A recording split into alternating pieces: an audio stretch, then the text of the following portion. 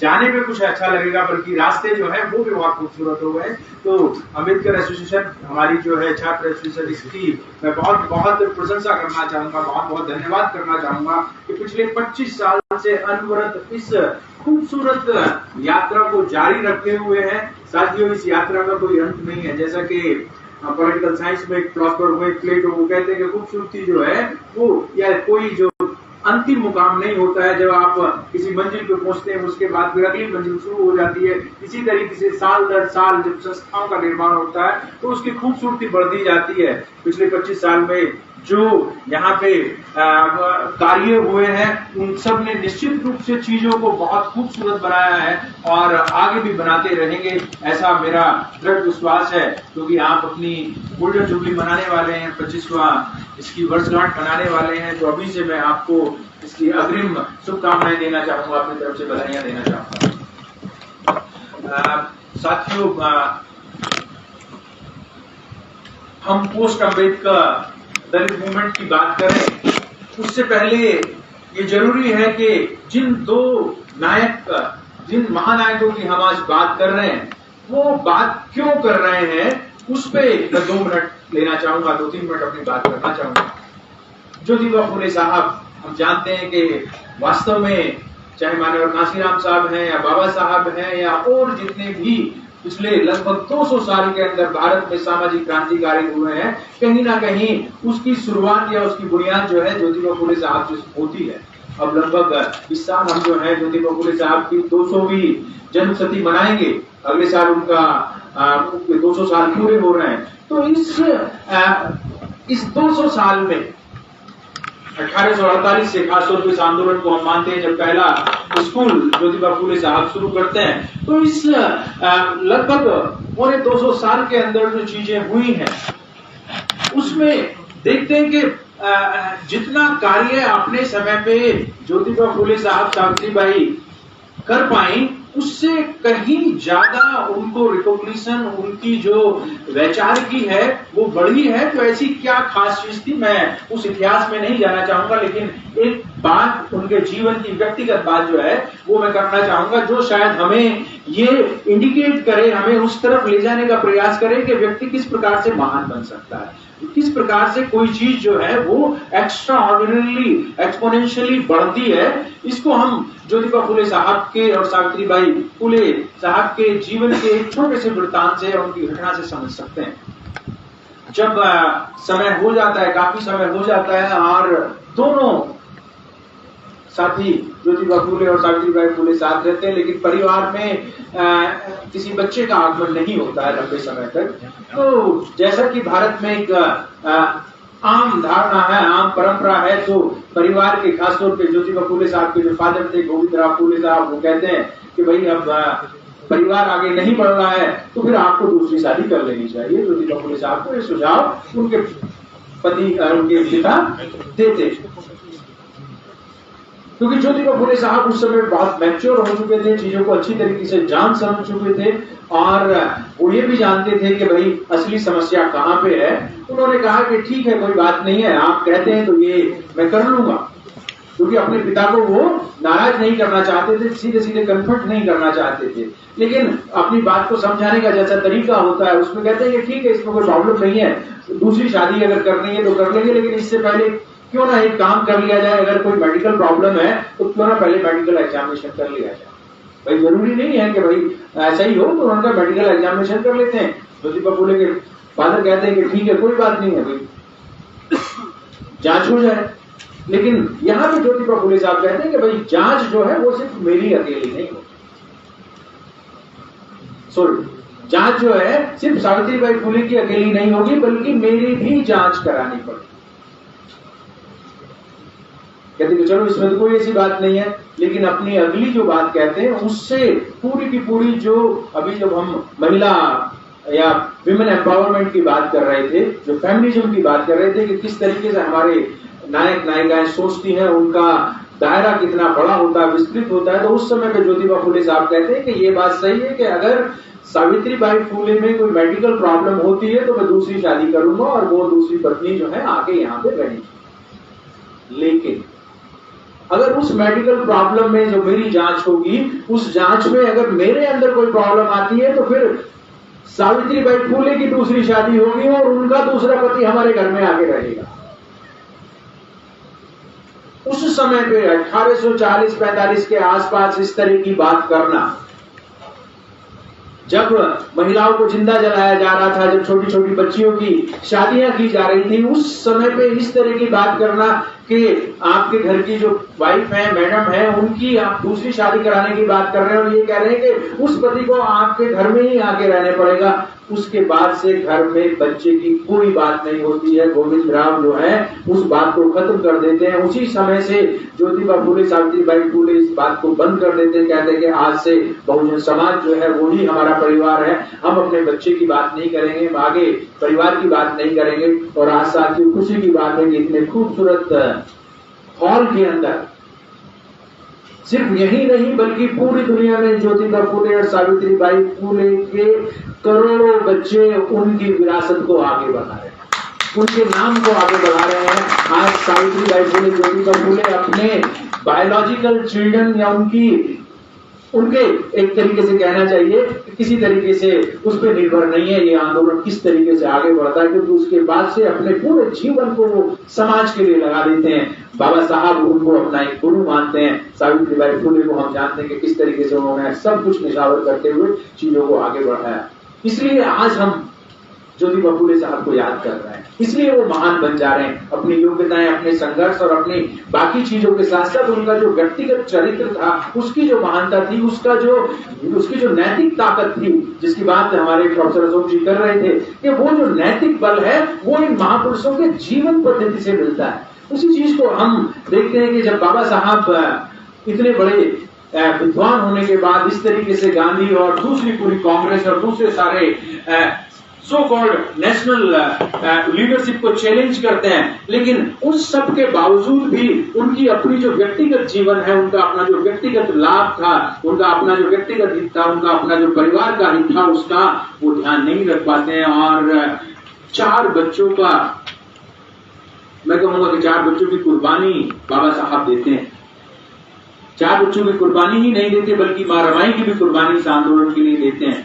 और उनका एक बेटा यशवंत राव जरूर जिंदा रहता है, उनके बारे में हम बहुत ज्यादा नहीं जानते कि उस परिवार का क्या हो रहा। हालांकि वो परिवार थोड़ा बहुत बड़ा, लेकिन आज आप जान रहे हैं कि कम से कम पूरी दुनिया के अंदर 100 करोड़ ऐसे लोग हैं जो बाबा साहब के विचार से संचित हैं, उनके आंदोलन को, उनकी लीगेसी को आगे बढ़ाने का प्रयास कर रहे हैं। तो ये महानता किस तरीके से आती है? महानता उसी तरीके से आती है जब आप व्यक्तिगत रूप से भी अपने आप को नैतिक बनाते हैं। बाबा साहब खुद इस बात को कहते हैं कि भाई विरोधी जो है वो मेरे से इस वजह से नहीं डर रहा है कि मैं बहुत विद्वान हूं, बहुत पढ़ा लिखा हूं या राजनीतिक रूप से बहुत संबद्ध हो गया हूं, बल्कि विरोधी जो है वो मेरे से इसलिए डर रहा है, उसको इस वजह से मेरे से खौफ है क्योंकि मेरे अंदर चरित्र की प्रखरता है, चारित्रिक मेरा पतन नहीं हुआ मैं अपने समाज को। क्योंकि वो 1917 में इस बात को कहते हैं, गांधी के साथ जब 1932 में संघर्ष होता है उस समय पे भी इस बात को कहते हैं कि अपने समाज के हित के लिए चाहे तो मुझे आप बराबर वाला जो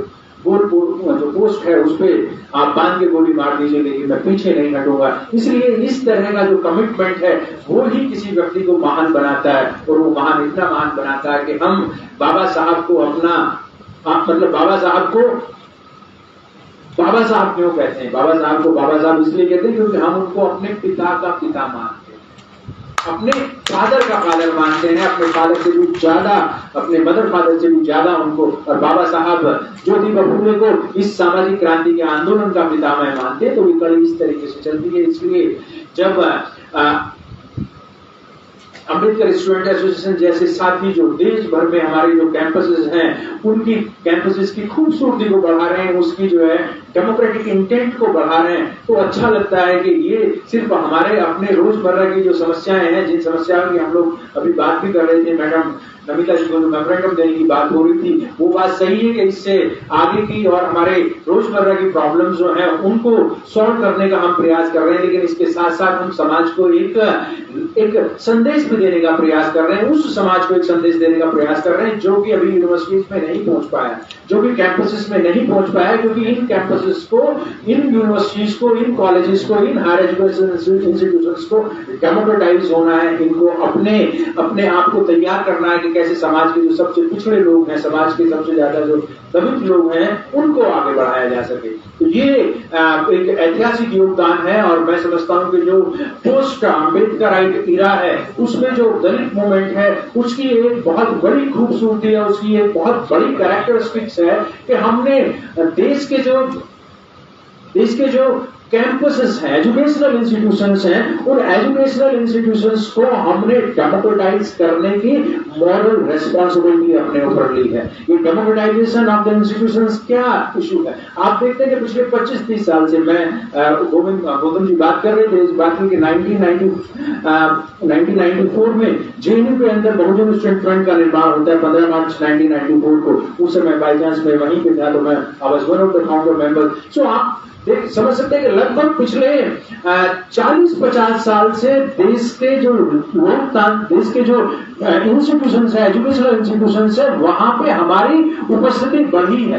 पहले क्या हो रहा है, देखने को नहीं मिलता, बहुत सटल जैसा डिस्क्रिमिनेशन होता है जिसमें हमें कभी कभी महसूस भी नहीं होता। हम कई सारे साथी इस बात को कह सकते हैं कि भाई पर्सनली हमें इस तरह से झेलने को नहीं मिला था, कुछ जीवन में इस तरह की चीजें नहीं मिली है, तो हम नहीं जानते जातिवाद क्या होता है क्या नहीं होता है। लेकिन दूसरे में और हमें खासतौर पर एजुकेशनल इंस्टीट्यूशंस में काम करने वाले व्यक्तियों में यही फर्क होना चाहिए कि भाई बात सिर्फ मेरी थोड़ी ना, बात ये नहीं है कि मेरे साथ भेदभाव नहीं हुआ है, मेरे साथ नहीं हुआ तो मेरे भाई के साथ हो रहा होगा, मेरे पड़ोसी के साथ हो रहा होगा, मेरे रिश्तेदार के साथ हो रहा होगा, मेरी पुरानी पीढ़ियों में निश्चित रूप से हुआ है। हम अगर इस बात को माने तो अगर सिर्फ हम अपने बारे में सोच रहे हैं, अपने बारे में समझ रहे हैं, तो फिर यहाँ पे जो पूरा हमारा मूवमेंट है, अभी हम ज्योतिबा फुले साहब और बाबा साहब की बात कर रहे थे, तो उसमें फिर प्रॉब्लम एक नजर आ जाती है। और जो हमारा जो नैतिक आधार वाली बात है उसमें हो जाता है कि अगर हम सिर्फ ये सोचें, क्योंकि बहुत सारे साथी हमने से इस बात को सोचते हैं, जो सिस्टम है उस सिस्टम ने एक फैलेसी क्रिएट कर दी है कि we are becoming more and more self centred, so that way we are not thinking about the larger issues.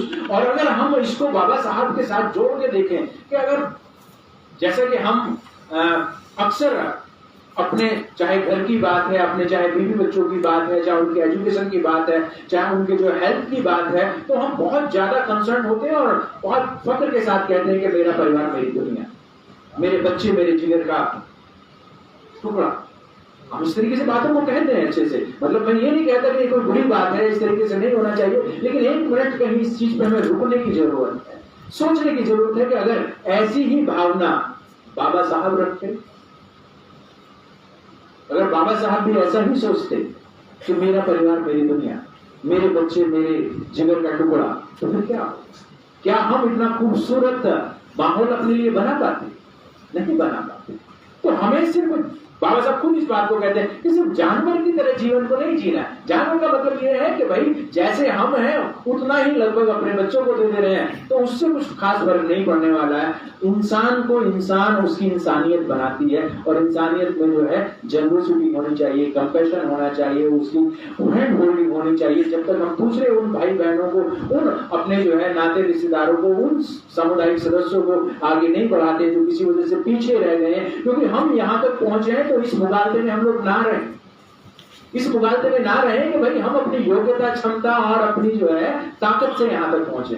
अगर कोई व्यक्ति इस तरह की बात को अपने मन में रखता है तो मैं कहूंगा कि वो सिर्फ एक मिसअंडरस्टैंडिंग का शिकार है, मिसलीडिंग ये अंडरस्टैंडिंग है। इस तरीके से हमें नहीं सोचना चाहिए, क्योंकि हमसे कहीं ज्यादा योग्य, कहीं ज्यादा समझदार, कहीं ज्यादा मेहनती हमारी पिछली पीढ़ियां हैं, क्योंकि उन्हें विकट परिस्थितियों में बहुत ही हॉस्टाइल सोशियो इकोनॉमिक कंडीशंस में रहने की रह रहे थे, अपने आप को किसी तरीके से सर्वाइव कर पा रहे थे। तो उन्होंने तो बहुत ज्यादा मेहनत की, लेकिन वो उतना बढ़िया जीवन नहीं जी पाए जितना बढ़िया जीवन हम जी पा रहे हैं। तो कैसे जी पा रहे हैं? इसका सीधा सा मतलब है, इस वजह से हम इतना बढ़िया जीवन जी पा रहे हैं क्योंकि आप हमारे लिए एक कॉन्स्टिट्यूशनल प्रोविजन हो गया है, कॉन्स्टिट्यूशनल सेफगार्ड्स हो गए हैं जिनका फायदा उठा के हम यहाँ तक पहुंचे हैं, इतनी अच्छी पोजीशंस पे हम पहुंच पाए। और ये कॉन्स्टिट्यूशनल सेफगार्ड्स जो हैं ये हमारे महापुरुषों की, हमारे नायक नायिकाओं की, हमारे सामाजिक क्रांतिकारियों के खून पसीने की कमाई है, किसी एक व्यक्ति की नहीं है। तो उस खून पसीने की कमाई की वजह से हम यहाँ तक पहुंचे हैं। इसलिए अगर हमें ये गलतफहमी हो जा रही है कि हम अपनी योग्यता के बल पे यहाँ पे पहुंचे हैं, तो आप दूसरे उन लोगों का हाल देख लीजिए जिनको अभी रिजर्वेशन नहीं मिला है या जिन क्षेत्रों में रिजर्वेशन नहीं मिला है। रिजर्वेशन जैसे आप में जुडिशरी में नहीं मिला है तो वहां पे देखिए क्या पोजीशन है, आर्मी में नहीं है तो टॉप पोजीशन में देखिए क्या है, आप जो प्राइवेट सेक्टर में देखिए क्या पोजीशन हमारी हो रही है, या मीडिया में देखिए क्या पोजीशन हो रही है। तो जहां पे कॉन्स्टिट्यूशनल सेफगार्ड्स नहीं है वहां पे हमारी पोजीशन काफी खराब है। इसलिए हमें ये मुगालता नहीं पालना चाहिए। अगर हम साथ मिलकर चलते हैं तो फिर ताकत बनते हैं, अगर एक दूसरे को आगे बढ़ाते हैं तो हम ना सिर्फ दूसरे को आगे बढ़ा रहे हैं बल्कि अपने भी एक नैतिक बल को पैदा कर रहे हैं, और इस वजह से समाज आगे बढ़ता है, इस वजह से चीजें आगे बढ़ती है। तो जो पोस्ट अम्बेडकराइट दलित मूवमेंट है उसमें 3-4 बातें मैं कहूंगा कि क्या उसके किस तरह की चीजें निकल के आ रही हैं। जैसे कि टॉपिक हमें बात करते हैं, टॉपिक पे अगर हम बात करते हैं तो कहते हैं कि भाई politics of reservation, politics of reservation 2 level पे इसको देखने की जरूरत है। मैडम ने प्रोफेसर नजरुल जी ने इस बात का जिक्र किया कि जो पूरा वक्त का जो मैटर है या जो जिसको मानव साहब दूसरे तरीके से चमचा एज में जिस चीज का जिक्र करते हैं कि 1932 में जो काम शुरू हुआ, 1932 में जो एज से एक शुरू हुई चमचा एज जिसको हम लोग कह रहे हैं, उस जिसका बाबा साहब जिंदगी भर जो है उनको मलाल रहा कि भाई वो गलत काम हुआ, नहीं होना चाहिए था और उसकी वजह से बहुत नुकसान हुआ है, क्योंकि गांधी और कांग्रेस जो है उस तरीके से अपनी बात का सम्मान नहीं कर पा रहे थे। तो ये रिजर्वेशन पॉलिटिक्स ऑफ रिजर्वेशन 1932 से जो शुरू होती है, उस 1932 का इसका नेचर ही इस तरीके से बना था कि इस रिजर्वेशन की पॉलिटिक्स में कोई भी independent autonomous schedule caste schedule tribes politics develop नहीं हो सकती थी।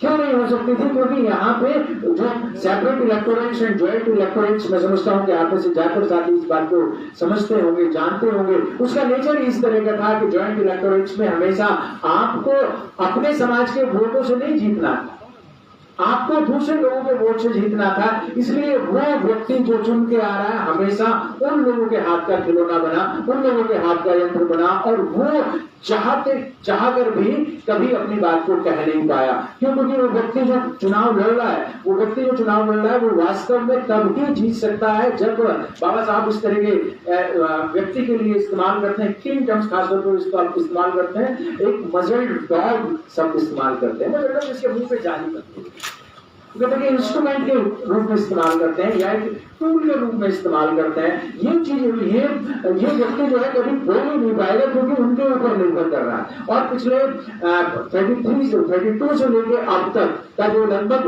अब तो 100 साल होने वाले हैं, 32 में 100 साल इसको पूरे हो जाएंगे, तो 100 साल में एक चमचा एज वाली कहानी चल रही थी।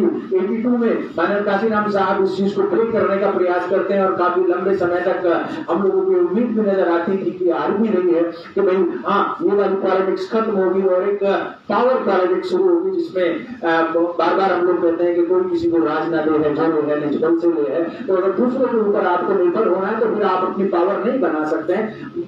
बाबा साहब इस बात को कहते हैं कि power at one hand can only be destroyed by power at another, and that way जो ये डिपेंडेंट पॉलिटिक्स है, dependent means on being dependent on others, उस पॉलिटिक्स को खत्म करके हमने एक एक्सपेरिमेंट किया 1982 के बाद से काशीराम साहब के नेतृत्व में एक एक्सपेरिमेंट किया और उसमें हमने चीजों को अलग तरीके से देखने का प्रयास किया। मैं अपनी बात को इस रूप में बताना चाहूंगा कि 2007 के अंदर जो यूपी का जो चुनाव हुआ था उसमें बहुजन समाज पार्टी को मेजॉरिटी मिली थी, लेकिन सबसे बड़ी बात उसके अंदर यह हुई थी कि वहां पे जो रिजर्व कॉन्स्टिट्यूंसीज हैं यूपी के अंदर उस समय पे 81 कॉन्स्टिट्यूंसीज थी।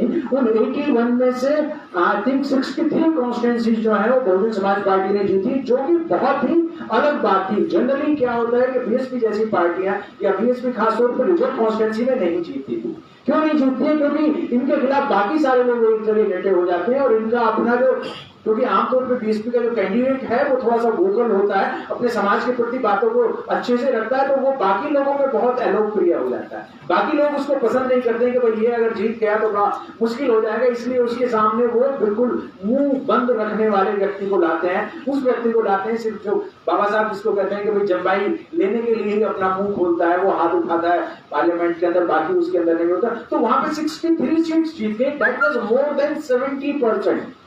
That was more than 70% of the reserve constituency. How this miracle was happened? How this Pune Pact was put upside down? और मनुस्मृति या कहेंगे मनु को जो है उल्टा कैसे लटका दिया गया वहां पे, उसका एक बड़ा कारण ये था कि उसके अंदर सिर्फ शेड्यूल कास्ट ही वहां पे वोट नहीं डाले थे बीएसपी के लिए, बल्कि बीएसपी ने अपना एक जो रेनबो कोalition बनाया, जिसको हम बहुजन समाज बोलते हैं, जो टूटी हुई, पिछड़ी हुई, पिछाड़ी हुई जातियां हैं, उनका एक जो कास्ट विक्टिम कैटेगरीज हैं, उनका एक अच्छा कॉम्बिनेशन बनाने का प्रयास किया और इस तरीके से जीत आपकी होती गई। तो ये एक एक्सपेरिमेंट हुआ और बाद में आप जानते हैं कि बहुत अच्छे परिणाम पिछले समय से नहीं आ रहे हैं। तो जो पॉलिटिक्स है रिजर्वेशन वाली, उसमें उतार चढ़ाव भी देखें, लेकिन ये है कि जब आपके पास भले ही आपकी राजनीतिक रूप से इलेक्टोरली आप बहुत पावरफुल ना हो, लेकिन अगर आपके पास पॉलिटिकल पार्टी है, आपके पास पॉलिटिकल लीडरशिप है, आपके पास पॉलिटिकल आइडियोलॉजी है, तो जो विरोधी है, जो आपके प्रतिद्वंदी है, वो भी आपकी बात को सुनते हैं,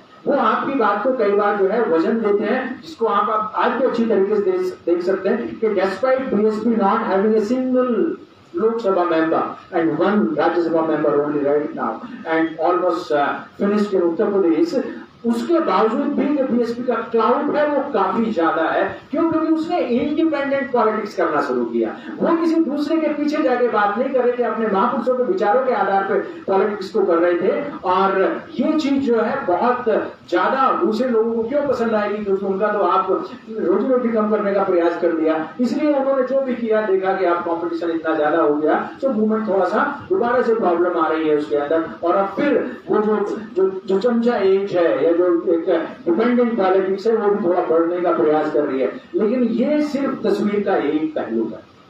1932 में ही बाबा साहब हालांकि पुणे पैक्ट करते हुए बहुत ज्यादा दुखी थे, हम सब जानते हैं, लेकिन उन्होंने जो एक रिमार्केबल काम कर दिया था, आप जानते हैं, मैम नवजोत जी इस बात को ताकीद करेंगे कि जो बाबा साहब की डिमांड थी, वो बाबा साहब की डिमांड थी कि हमें भाई 5-7 चीजें वहां उन्होंने लंदन में जाकर रखी थी, लेकिन उनमें से जो एक सबसे इंपॉर्टेंट रेंजे मैकडोनल्ड ने कहा कि वो कहा सेपरेट है, स्पेशल इलेक्टोरेट आपको मिलेगा, और स्पेशल इलेक्टोरेट की उन्होंने घोषणा कर दी। लेकिन गांधी के फास्ट शेड्यूल कैब के बारे में हम सब लोग जानते हैं, जिसकी वजह से पुणे पैक्ट हुआ और ये डिपेंडेंट पॉलिटिक्स आपकी होगी। लेकिन जो दूसरा पहलू है पुणे पैक्ट का पार्ट भी, जिसमें गवर्नमेंट जॉब्स के अंदर और एजुकेशनल इंस्टीट्यूशंस के अंदर रिप्रेजेंटेशन की बात को एंश्योर बाबा साहब ने उस समय पे कराया। उन्होंने वो बात तो 1931 में लंदन में भी रखी थी, लेकिन रैमजे मैकडोनल्ड का जो अवार्ड था उसमें ये बात नहीं आई थी। तो इन्होंने फिर इसको एक बार्गेन चिप के रूप में इस्तेमाल किया कि हमें शिक्षा में और नौकरियों में प्रतिनिधित्व चाहिए। 1932 के बाद से वो मिलता रहा। पहले उसकी संख्या कम थी, मतलब प्रोपोर्शन कम था, लेकिन 1950 तक आते आते जब संविधान हुआ तो प्रोपोर्शनेट हो गया।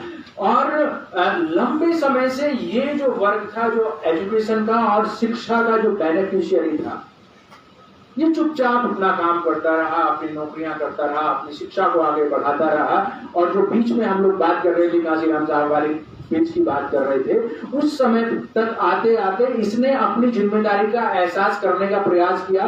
और बाबा साहब ने जो 1956 में 18 मार्च 1956 को जो एक अपना दुख जाहिर किया था कि जो हमारा पढ़ा लिखा समूह है वो इतनी अच्छी जिम्मेदारी अपने नहीं निभा पा रहा है, अपनी ताकत का इस्तेमाल उस तरीके से नहीं कर पा रहा है और सिर्फ पेट पालतू या एक जो है डिग्निफाइड किलर के रूप में काम कर रहा है, तो उस कमी को, उस कमजोरी को दूर करने के प्रयास में माननीय काशीराम साहब जैसे व्यक्ति जो है एक समाज समाज का एक बैकबोन बनाने का प्रयास करते हैं, चलते फिरते विश्वविद्यालय के निर्माण का प्रयास करते हैं, जिससे कि ना सिर्फ हमारी बौद्धिक चेतना जो है उसका विकास हो, बल्कि समाज के अंदर एक बड़ी नेटवर्किंग भी हो, और वो टाइम टैलेंट ट्रेजर के रूप में वामसेप जैसे संगठन का निर्माण करके समाज में नीचे एक मजबूत फाउंडेशन बनाते हैं। और ये फाउंडेशन जो है जो एक जिसको एम श्रीनिवास जैसे व्यक्ति जो संस्कृताइजेशन की बात करते हैं, या पहले उसको ब्राह्मणाइजेशन बोल रहे थे, कि हमारे बहुत सारे जो साथी पढ़े लिखे साथी थे जो कि उनकी जगहों पे जाके उनके संस्कारों को अपनाने का प्रयास कर रहे थे,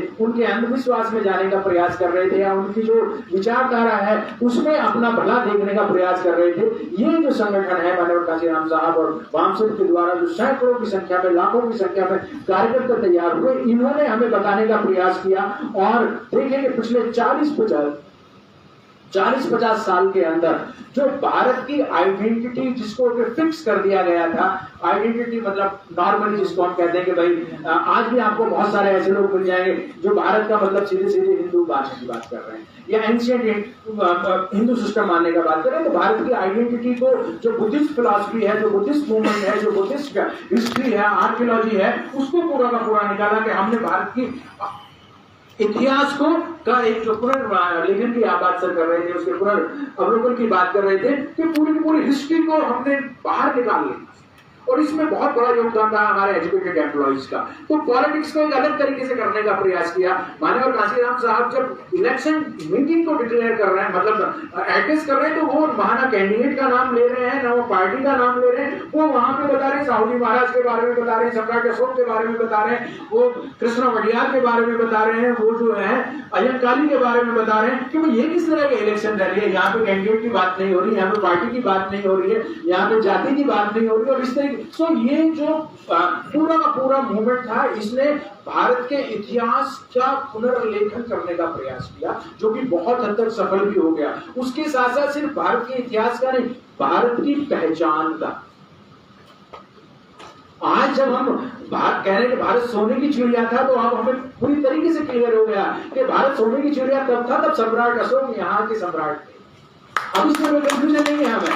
अब हम कोई हवाई बात नहीं करते हैं, कल्पना वाली बात नहीं करते हैं। So our history, our identity and our culture, these three important ingredients of modern civilization, modern Indian civilization were traced back। और हमें अपना वो जो बीच में कम से कम 1-1.5 साल का जो एक गैप था, हमें पता नहीं चल रहा था कि हम कहां से आ गए। अगर सम्राट अशोक यहाँ पे कभी रहे थे, आप उस तरह के व्यक्ति थे, आप उस तरह के समुदाय के लोग थे जिन्होंने यहाँ पे नालंदा जैसे, विक्रमशिला, उद्धरपुरी, पुष्पागिरी और जगदल्ला, वल्लभी जैसे कम से कम 25 विश्व स्तरीय विश्वविद्यालयों का निर्माण किया था। और ये 13वीं शताब्दी तक जिंदा थे ये विश्वविद्यालय।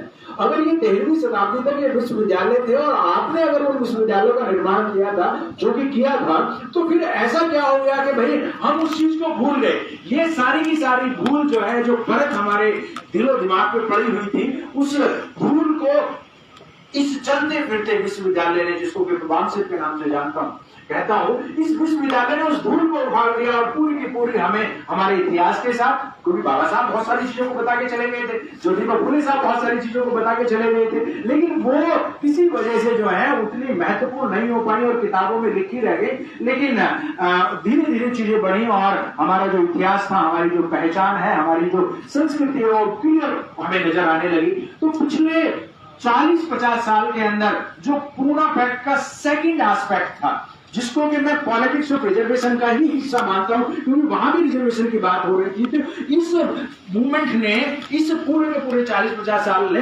भारत के सामान्य लोगों को, और उसमें आप चाहें तो 85%, चाहे तो 90%, चाहे तो 95% लोगों को उसके अंदर इंक्लूड कर लीजिए।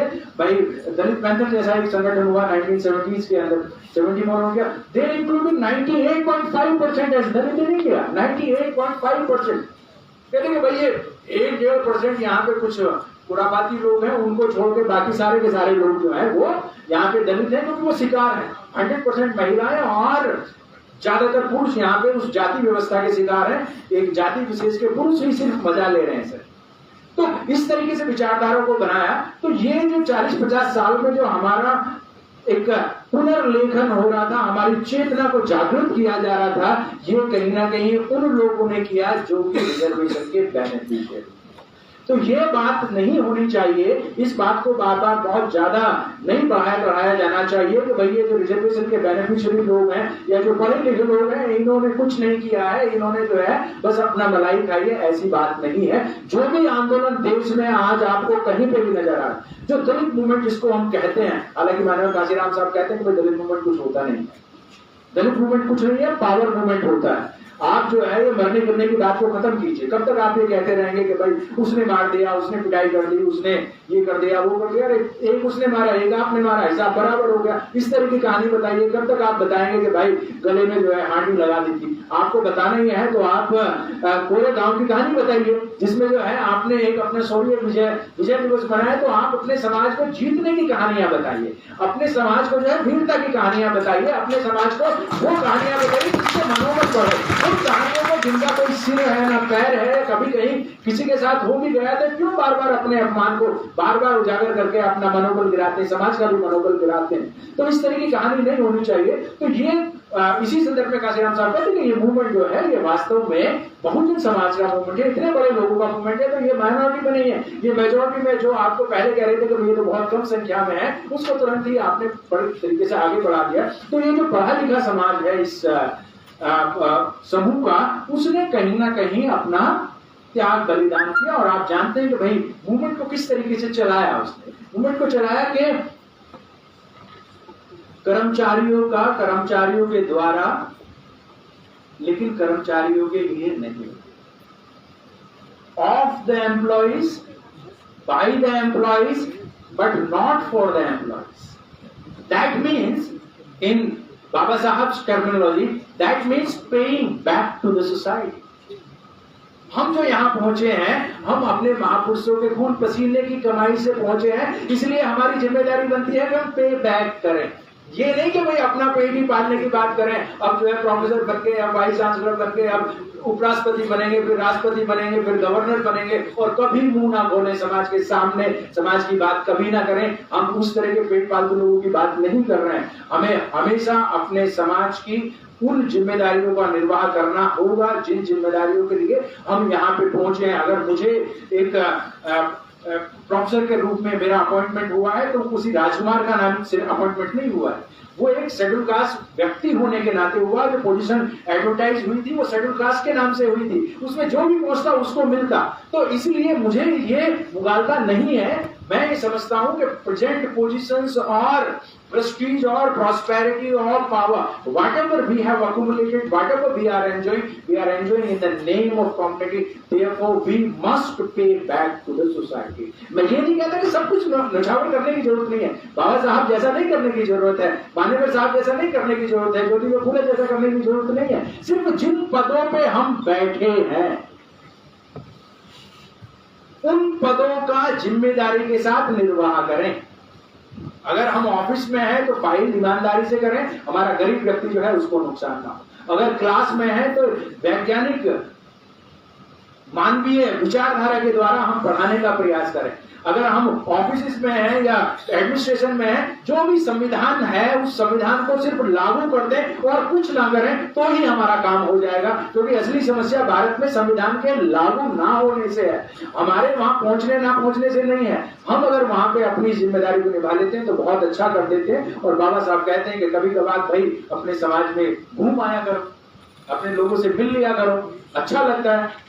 टाइम है तो भाई चले जाओ, कभी जरूरत हो तो 2-4-5% जो है उसका सहयोग भी करते हैं। क्योंकि अब हम लोगों के पास अच्छा खासा है, समय भी है, पैसा भी है और थोड़ी बहुत समझ भी है, तो उसमें से 2-4-5% अगर हम शेयर कर लेते हैं तो कोई बुराई नहीं है, कुछ कम नहीं होने वाला। बल्कि साइंस तो ये कहती है कि जितना ज्यादा होता जाता उतना ही पेट में बदहजमी होती जाती है, जितना ज्यादा आप खाते जाएंगे उतनी ही बदहजमी होती जाएगी। इसलिए उसको कभी कभी उसका इलाज जरूरी है, कभी कभी उपवास करना जरूरी है, बाकी लोगों के साथ शेयर करते हैं तो बढ़ती हैं चीजें। इसलिए ये जो समूह है, इस समूह ने अपनी जिम्मेदारी को निभाने का प्रयास किया।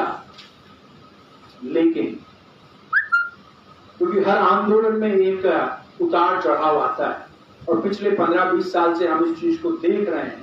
10-15 साल से खासतौर पे इस चीज को हम देख रहे हैं कि जो हमारे जो एजुकेटेड एम्प्लॉइज थे, जिन्होंने पूरे देश में, आप वैसे इस चीज को मानिए, इस समय पे अब 14 अप्रैल के दिन या उसके आसपास, आज आप 26 तारीख को इस काम को कर रहे हैं, अगले 2 दिन भी मुझे 2 कार्यक्रम होंगे, 30 तारीख को भी एक कार्यक्रम में जाना है, आपने कॉलेज में खुद 30 तारीख को भी, मतलब पूरे महीने कहीं ना कहीं ये कार्यक्रम चल रहे हैं, कहीं ना कहीं ये चीजें हो रही हैं। इन सब के बावजूद भी ये हम समझ सकते हैं कि कितनी भी कठिन परिस्थितियां हुई हैं, कितना भी सामने वाला प्रतिद्वंदी हमें डराने, धमकाने, बहकाने का प्रयास कर रहा है, उसके बावजूद भी हम में से कुछ साथी हैं जो मैदान छोड़ने के लिए तैयार नहीं। भाई चाहे वाइस चांसलर साहब यहाँ पे बैठे हैं, प्रोफेसर साहब यहाँ पे बैठे हैं, आप इतने सारे साथी यहाँ पे बैठे हैं, कोई कुछ तो हमें आना है तो हम आएंगे, हमें कोई रोकेगा नहीं। किस तरह की व्यवस्था हो रही है, और ये तो हम सब जानते ही हैं कि भाई जमीन को सैकड़ों गज नीचे से फाड़ के यहां तक पहुंचे हैं। कोई आसानी से सत्ता परिवर्तन होगी वो अब आपको ठिका नहीं पाएगी, क्योंकि आपने तो इससे भी बदतर देखा, इससे भी बुरा देखा। इसलिए अब बुरे की कोई इच्छा, बुरे की कोई हमें जो है भय नहीं है। बस ये है कि इस तरह का इकोसिस्टम कई बार हो जाता है, ये हो जाएगा, वो हो जाएगा, कभी कभी कुछ डर लगने लगता, लेकिन उस सब के बावजूद भी एक सिस्टम ऐसा थोड़ा बहुत जो है क्रिएट करने का प्रयास किया जा रहा है कि भाई समस्या आ रही है। इसलिए जो पिछले कुछ समय से हमारा जो एजुकेटेड एम्प्लॉय था, जो कि आंदोलन की रीढ़ बना हुआ था, बैकबोन बना हुआ था, उसने थोड़ा सा बैक ट्रैक किया है। और ये मैं अपने एक अनुभव से इस बात को कह रहा हूं कि क्यों, क्योंकि उसकी जो जर्नी रही है पिछले 50-60 साल की, वो बहुत खूबसूरत रही। हम सब की जो खासतौर पर यूनिवर्सिटीज में, ऑफिस में और जहां कहीं पे भी है, हम अगर सिर्फ 2 पीढ़ी पुराना देख लें तो हमारा अपनी स्थिति जमीन आसमान का फर्क आ गया। कम से कम 1000 गुना फर्क आया हम लोगों की हैसियत के अंदर, हम लोगों की स्थिति के अंदर। तो कभी कभी ऐसा लगता है कि हालत ऐसी तो ना हो जाए, खराब तो ना हो जाए, ये तो ना हो जाए, लेकिन इस चीज को देखिए कि बाबा साहब अकेले व्यक्ति उस समय पे पूरे ब्राह्मणवाद के सामने चट्टान की तरह खड़ा हो जाते हैं और आपके लिए वो सब कर देते हैं जिसको कई बार अब हम सोच नहीं पा रहे हैं। अकेले व्यक्ति इस तरीके से कर देते हैं। अगर वो अकेला व्यक्ति उस तरीके से उनका मुकाबला करता है तो हम तो लाखों करोड़ों की संख्या में है, घबराने की जरूरत है। थोड़ी सी हिम्मत हमें रखने की जरूरत है, और जब हिम्मत होती है तो फिर कोई तूफान आपका कुछ नहीं बिगाड़ सकता। कोई किसी तरह की जो है आतंकी व्यवस्था, किसी तरह की जो है तानाशाही व्यवस्था जो है वो ज्यादा नहीं चल सकती है। इसलिए अपने आप को थोड़ा सा हमें ट्रैक पे रखना। दूसरी बात जो रिजर्वेशन की पॉलिटिक्स के संदर्भ में, मतलब एक जो हमें सिर्फ जो राजनीतिक रिजर्वेशन है उसी की बात नहीं करनी है, बल्कि इस दूसरे वाले रिजर्वेशन की भी बात करनी है कि ये हमारे भी ऐसा नहीं हो सकता ना कि बहुत सारे हम इस फैशन में हैं कि भाई राजनेताओं की बुराई करें कि उन्होंने ये नहीं किया, उन्होंने ये नहीं किया। वो तो एक ही तरह की बात होगी ना।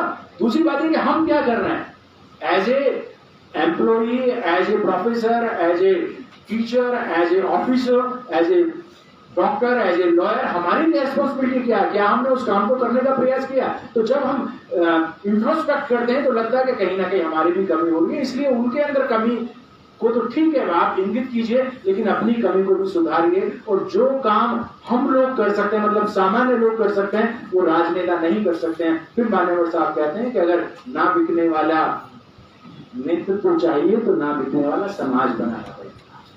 अगर समाज बिकने वाला है तो नेतृत्व भी जो है वो बिकने वाला ही होगा। अगर समाज ना बिकने वाला तो एक चला गया, दूसरे को पैदा कर देंगे आपको, लेकिन आप भी उसी के साथ बह रहे हैं तो फिर चीजें नहीं हो पाएंगी। इसलिए दोनों तरह के पॉलिटिक्स को हमें देखना पड़ेगा। दूसरा जो इसके अंदर पहलू और मुझे दिया गया वो है सामाजिक न्याय की बात। सामाजिक न्याय की पॉलिटिक्स क्या हो रही है, सामाजिक न्याय का क्या मैटर है आफ्टर बाबा साहब। देखिए सामाजिक न्याय जैसी जो अवधारणा है ये खास तौर पे हमारा जो प्रियम्बल है कॉन्स्टिट्यूशन ऑफ इंडिया इस बात की ताकीद करता है कि we have to ensure justice, socio economic political justice to each and every citizen of this country. And who is going to do that? Those who are anti justice, those who are unjust, जो अन्याय, अत्याचारी, अपमान की व्यवस्था को बनाए रखना चाहते हैं, क्या उनसे न्याय की उम्मीद सही है? जो भेदभाव वाली व्यवस्था को बनाए रखना चाहते हैं, जो हायरार्की को बनाए रखना चाहते हैं, जो जाति व्यवस्था को बनाए रखना चाहते हैं, हम उनसे ये उम्मीद करें कि वो न्याय करेंगे। कैसे भारत में न्याय की उम्मीद कर सकते हैं जब तक कि अन्यायकारी स्ट्रक्चर्स बने हुए हैं?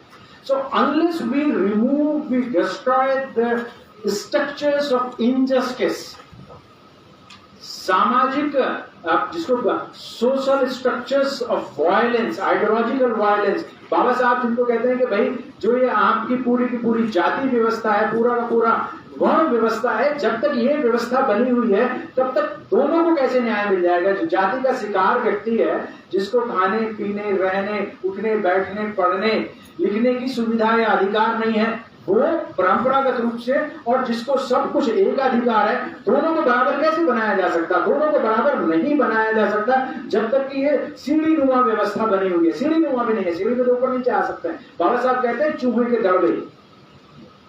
तो ये दड़बे वाली व्यवस्था जो है उसमें सुधार कैसे हो सकता? हो ही नहीं सकता जब एक सबसे नीचे एक सबसे ऊपर है। आप सबसे नीचे वाला अगर कुछ पैसे, कुछ संपत्ति या कुछ प्रॉस्पेरिटी या कुछ पोजीशन प्राप्त भी करता है तो अगर यहाँ आता तो ऊपर वाला वहां पहुंच जाता है, तो वो तो नीचे बराबर ही रिलेटिव इनइक्वालिटी रहेगी। तो बाबा साहब इस बात को कहते हैं कि भाई, और काशीराम साहब ने उस चीज को इतने अच्छे से समझा दिया कि अगर व्यवस्था आपकी इस तरह की बनी हुई है तो इसमें यहाँ पे रहने वाला व्यक्ति कितना भी ऊपर चला जाए, ये ऊपर वाला ऊपर ही चला जाता रहेगा। इसलिए अगर इस व्यवस्था में न्याय की उम्मीद कर रहे हैं तो ये बेईमानी है। व्यवस्था में न्याय की उम्मीद मत करिए, पहले व्यवस्था को ऐसे, व्यवस्था में सबको बराबर रखिए, यहाँ यहाँ यहाँ यहाँ आएंगे और फिर सबको न्याय मिलेगा। तब आप उस व्यक्ति के ऊपर निर्भर नहीं करेंगे जो कि सत्ता में बैठा हुआ।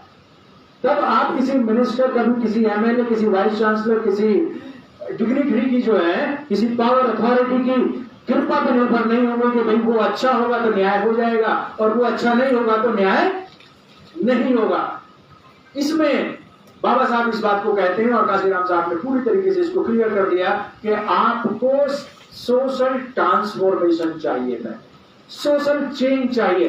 Unless you ensure social transformation और social change, there will be no social justice permanently. उनमें से किसी एक व्यक्ति को कभी दया आ गई तो आपके सामने कुछ टुकड़े फेंक दिए और आपको लगा कि आपका न्याय हो गया, वो न्याय नहीं है, वो आपको पंगु बनाने की व्यवस्था।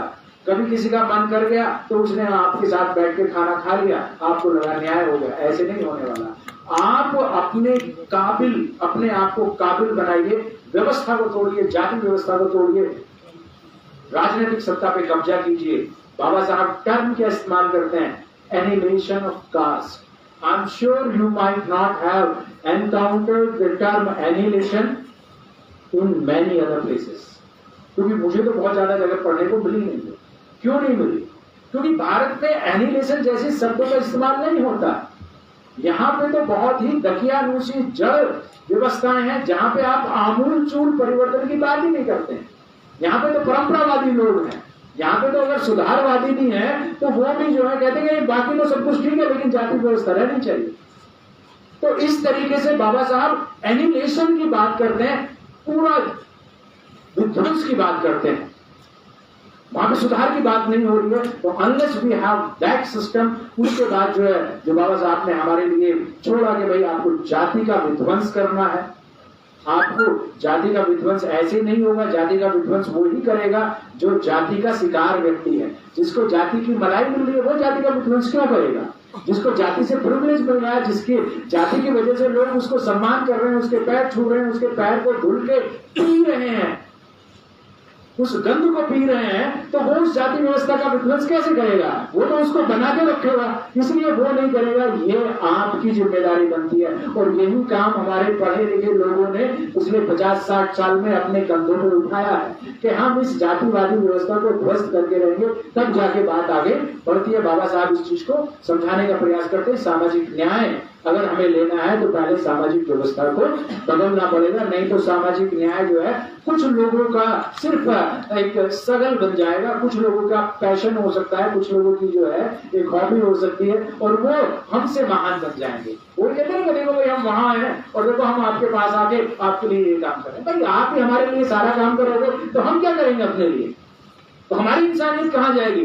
जिम्मेदारी तो ये है, महानता तो इस बात में है कि भाई मैं अपनी ह्यूमैनिटी का बाबा साहब जिस बात को कहते हैं reclamation of the human personality, अपने इंसान होने के व्यक्तित्व को पुनर्प्राप्त करूं जो कि इस जातिवाद की वजह से छीन लिया गया। इसमें हमें काम को आगे बढ़ाना है। इसलिए राजनीति सिर्फ इलेक्टोरल पॉलिटिक्स नहीं, राजनीति इस चीज में भी है कि हम डे टू डे किस तरीके से एक दूसरे से बात कर रहे हैं। अगर आप वहां पे सामने वाले व्यक्ति को बिना वजह से जी कह रहे हो और वो आपको अभी तभी कह रहा है, तो ये तो बहुत बुरी पॉलिटिक्स है, ये तो बहुत ही खतरनाक पॉलिटिक्स है। आप अगर उसका सम्मान कर रहे हैं तो उसको भी आपका सम्मान करना पड़ेगा। आप अगर उसको किसी भी अच्छे संबोधन से कर रहे हैं तो उसका भी संबोधन आपके प्रति सम्मानजनक होना चाहिए। अगर आपके पास खाने के लिए है तो दूसरे के पास भी खाने के लिए होना चाहिए। ये सारी की सारी चीजें पॉलिटिक्स जो है वो रोजमर्रा के कार्यों में होना चाहिए। और एक फेमस पॉलिटिकल साइंटिस्ट हैं जिन्होंने अभी एक 1970 में किताब आई है, रोजमर्रा की डेमोक्रेसी, चाहे ऑफिस में है, चाहे यूनिवर्सिटीज में है, चाहे स्टूडेंट्स हैं, हमें रोज वहां पे अपने आप को डेमोक्रेटिक बनाना, इसकी तरफ हमारा प्रयास हो रहा है। तो सामाजिक न्याय को अगर हमें इंश्योर करना है तो सामाजिक व्यवस्था में परिवर्तन के थ्रू होगा। 2-3 बातें और छोटी छोटी 2-3 मिनट में अपनी कहूंगा कि ये जो आंदोलन है, ये आंदोलन वास्तव में सिर्फ जाति व्यवस्था को ध्वस्त करने का आंदोलन नहीं।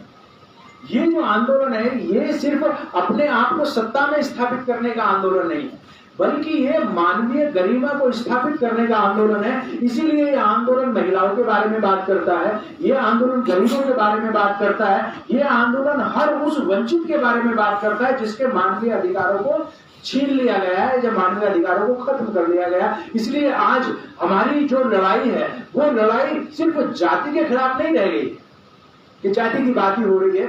जहां कहीं भी अन्याय अत्याचार हो रहा है, खासतौर पे अम्बेडकराइट पर्सपेक्टिव जो है वो बहुत एनलार्ज हो गया है और आज अम्बेडकर एक ग्लोबल आइकन के रूप में, global icon of human dignity and social democracy के रूप में एस्टेब्लिश हो रहे हैं। आप यकीन माने इस बात में कि कम से कम क्या आज कोई ऐसा व्यक्ति नहीं है दूसरा, जितना रिसर्च डॉक्टर अम्बेडकर पे हो रहा है पूरी दुनिया की यूनिवर्सिटीज के अंदर, उतना किसी दूसरे व्यक्ति पे रिसर्च नहीं हो रहा। भारत के अंदर तो लगभग हर यूनिवर्सिटी के अंदर हो ही रहा है, लेकिन विदेशों में भी। और अब जो एक रिपोर्ट आई इस बार जो है कि लगभग 2,500 करोड़ रुपया इस बार 14 अप्रैल या उसके आसपास के जो कार्यक्रम हुए हैं पूरे देश में विदेश में 2,500 करोड़ रुपया लोगों ने, समाज ने अपना खर्च किया इसको सेलिब्रेशन करने के लिए, इस पूरे के पूरे सेलिब्रेशन को। तो चीजें कितने बड़े स्तर से आगे की तरफ बढ़ती जा रही है, किस तरीके से चीजें आगे बढ़ रही है। तो ये जो आंदोलन है, ये आंदोलन सिर्फ आप इस वजह से नहीं रह गया कि भाई मुझे अपना भला करना है, मेरा भला तो हो चुका, मेरा भला तो सही में हो चुका उस तरीके से। अच्छी शिक्षा है, अच्छा परिवार है, अच्छा घर है, अच्छी गाड़ी है, अच्छी नौकरी है, और मुझे क्या करना है। ये आंदोलन यहां कभी खत्म होता ही नहीं।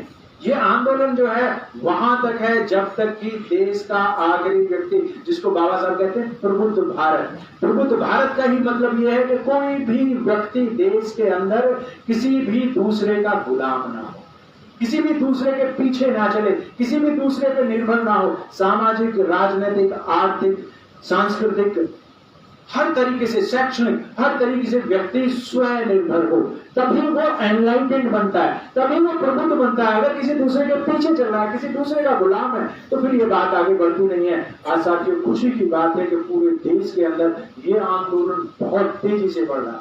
आपको भले ही ऊपर कुछ जो है धुआं सा कुछ बादल से नजर आ रहे हो, उससे घबराने की जरूरत नहीं है। किसी यूनिवर्सिटी में चले जाइए, कहीं किसी ऑफिस में चले जाइए, अब कहीं किसी गांव में, किसी गली में, किसी चौराहे पे चले जाइए, हर जगह तो आप बाबा साहब की बात कर रहे हैं। इस तरह के खूबसूरत ऑडिटोरियम्स में आप जो है बाबा साहब के विचार को, सावित्रीबाई फुले के विचार को आगे बढ़ाने का बात कर रहे हैं। हाँ, ये बात सही है कि भाई हमारी जितनी बड़ी मंजिल है, हमारी मंजिल है कि 150 करोड़ लोगों का सम्मान सुरक्षित हो। हमारी कोशिश है कि यहाँ पे 150 करोड़ भारतीय जो हैं उनमें से कोई व्यक्ति भूखा ना रहे, कोई व्यक्ति गरीब ना रहे, कोई व्यक्ति ऐसा ना हो जिसके सर पे छत ना हो। तो क्योंकि हमारी मंजिल बहुत महान है और हम जमीन के बहुत नीचे से निकल के आए हैं, तो कई बार ऐसा लगता है कि अभी हमने उतनी ज्यादा जो है प्रगति नहीं की है। लेकिन आप अभी वहां के बारे में मत सोचिए इतना ज्यादा, अभी आप ये सोचिए कि आप आए कहां से और जैसे ही आप वहां की तरफ चलने लगेंगे, आपके साथ लोग जुड़ते जाते हैं। एक व्यक्ति अगर ईमानदारी से काम करता है, मानव काशीराम साहब का उदाहरण कितना जबरदस्त उदाहरण है। एक व्यक्ति अगर पूरे तरीके से अपनी मेहनत से, अपने लगन से, अपनी होशियारी से, अपनी रणनीति से चीजों को बदलने का प्रयास करे तो पूरी दुनिया को बदल सकता है। ये ऐसे बहुत से उदाहरण हमारे सामने हैं, क्योंकि भारत में जो जातिवाद है वो जातिवाद बहुत खूंखार रहा है, ये बात सही है, लेकिन अब उसको बहुत ज्यादा आंकने की जरूरत नहीं है। जैसे ही आप सामने खड़े होते हैं, अब वो कांपने लगता है आपसे। अब जैसे ही आप अपनी बात कहना शुरू करते हैं, वो तुरंत कहने लगता है, हाँ जी हाँ, गलती हो गई, गलती तो हो गई, पूर्वजों ने की थी, हमने नहीं की, क्या हो गया, ये हो गया। तो अब लगभग बराबर की स्थिति आ गई है, अब तो गोल मारना है आपको, भाग के आगे की तरफ जाना। इसलिए थोड़ा सा अपने आप को कॉन्फिडेंट रखना, थोड़ा सा हैंड होल्डिंग करनी है। और जो भी लोकतांत्रिक आंदोलन देश के अंदर हो रहे हैं, जो भी प्रज्ञाशील आंदोलन हो रहे हैं, जहां कहीं भी, जैसे कल एक साथी बता रहे थे जब हम लोग खाना खाने गए थे, वो ज्ञान के लंगर की बात कर रहे थे। मतलब कितना खूबसूरत कंसेप्ट है कि आपने जो है आप चीजों को इस तरीके से परिभाषित करना शुरू कर दिया है, जो भी व्यक्ति थोड़ी सी जिसके अंदर नैतिकता, मानवता और थोड़ा सा भी वैज्ञानिक बोध है, वो उन चीजों को समझ रहा है। और बहुत बड़े स्तर पे हमारी जो महिलाएं हैं, देश की महिलाएं हैं, वो उस चीज को जान रही है, समझ रही है। नेगेटिव नैरेटिव मत सेट कीजिए, आप हमेशा नैरेटिव को जो है पॉजिटिव बनाने का प्रयास कीजिए। बढ़ रही है चीजें, बढ़ रही है, निश्चित रूप से बढ़ रही है। मैं इतने कार्यक्रम में जाता हूँ, इनफैक्ट मैं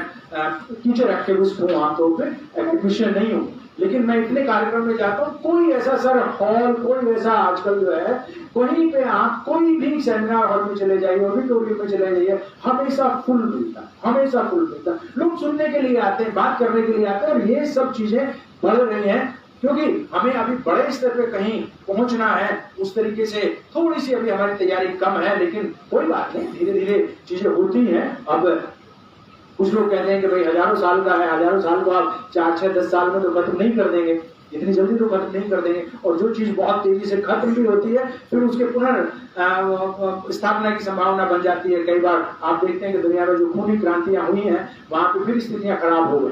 क्यों स्थितियां खराब हो गई? क्योंकि उन्होंने लॉन्ग टर्म में नहीं सोचा। जो हमारा आंदोलन है, बाबा साहब इस बात को कहते हैं कि हमें संवैधानिक साधनों के द्वारा चीजों को आगे बढ़ाना है, हमें तर्क वितर्क के द्वारा वैज्ञानिक पद्धति के रूप में आगे बढ़ाना है। हमारे जो नायक नायिकाएं रही हैं, उन्होंने कभी भी जो है अननेसेसरी कन्फ्रंट नहीं किया। इसका मतलब ये नहीं कि हम डरते हैं या हम उस चीज का इस्तेमाल नहीं कर सकते। आप लोग ताज्जुब करेंगे अगर मैं आपको ये बताऊं कि जब बाबा साहब जो है बहुत ज्यादा उत्तेजित हो गए थे एक समय पे, क्योंकि जब अंग्रेज यहाँ से लगभग भागने की स्थिति में आ गए सेकेंड वर्ल्ड वॉर के बाद से, और बाबा साहब से जो प्रॉमिस किया था उन्होंने कि भाई हाँ आपको ये अधिकार देंगे, वो देंगे, तो ये भी मुश्किल लग रहा था कि बाबा साहब संविधान सभा में पहुंच पाएंगे या नहीं।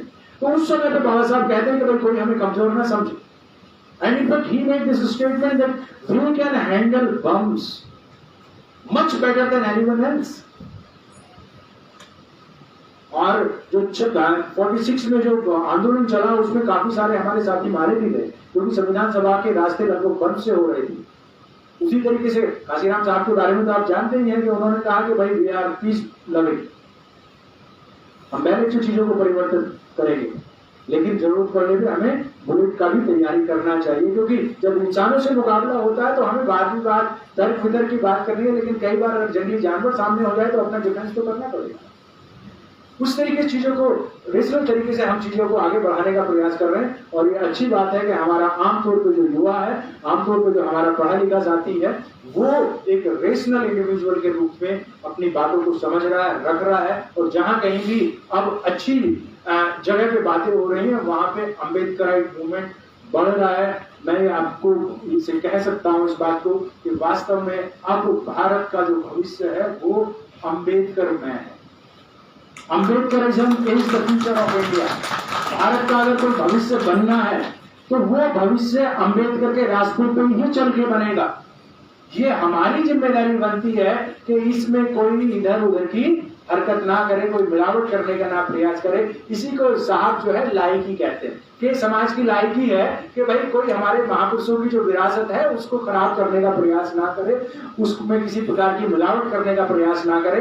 हम इसको अच्छे से निभा रहे हैं और अच्छे से निभाने की जरूरत है। यहाँ पे इतने सारे साथी हैं, मैं पिछले कई बार मेरा मुझे लगता 3rd या 4th टाइम मैं यूनिवर्सिटी में आया हूँ आपके, और इतने अच्छे तरीके से आप बातों को सुनते हैं, इतने अच्छे तरीके से चीजों को कर रहे हैं, तो बहुत अच्छा लगता है। खासतौर पे जेपी जी हैं हमारे, प्रेम जी हैं, और ब्रजपाल जी, बहुत दूसरे साथी जो पूरे मूवमेंट में बाहर भी लगे हुए हैं, यूनिवर्सिटी में भी लगे हुए हैं, और आप सारे टीचर्स लोग हैं, सारे हमारे युवा छात्र हैं, इन सब का मैं बहुत बहुत अपनी तरफ से धन्यवाद देना चाहूंगा कि आपने फिर मुझे अवसर दिया, और मैं अपनी बात को आप दिखा भी सकते हैं, लेकिन व्यक्तिगत रूप से सफल होना इस देश में कोई खास मायने नहीं रखता है। जगजीवन राम का उदाहरण, माननीय जगजीवन राम साहब का उदाहरण हम सबके सामने है कि वो प्रधानमंत्री तक बने, लेकिन कोई उनको खास तवज्जो समाज में नहीं मिली, क्योंकि व्यक्ति वहां तक पहुंच गया, समाज को साथ लेके नहीं चला। इसलिए जब तक हम अपने